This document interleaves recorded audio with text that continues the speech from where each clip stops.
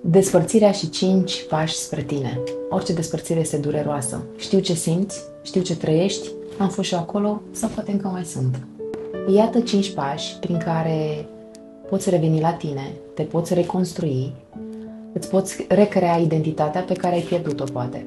Permite-ți să le faci, să le simți, să le trăiești în ordinea în care tu simți că este ok. Aș începe cu un lucru pe care eu îl consider foarte important, să te îmbraci frumos, să te aranjezi, să te simți bine în pielea ta. Pentru că asta îți va crește stima de sine și se va vedea și în exterior. Ține minte că totul în viață este legat de timing. Lucrurile se întâmplă cu un sens. Poate nu-l vezi pe moment, dar tabloul întreg o să-l vezi la un moment dat. Te sfătuiesc să mergi la consultații cu un psihoterapeut, psiholog, coach, cum vrei tu. Important e să mergi. O să te ajute enorm. Înconjoară-te de oameni, înconjoară-te de animale, înconjoară-te de conjuncturi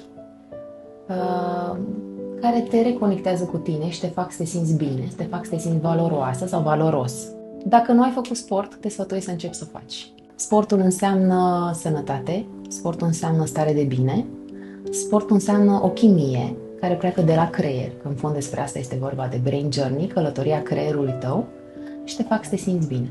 Te invit să lași în comentarii pașii care te-au ajutat pe tine să treci peste momentele astea grele, care te-au ajutat să te reconstruiești sau care, nu știu, de care n-ai putut să treci și te pot ajuta eu cu niște informații. Te invit la terapie.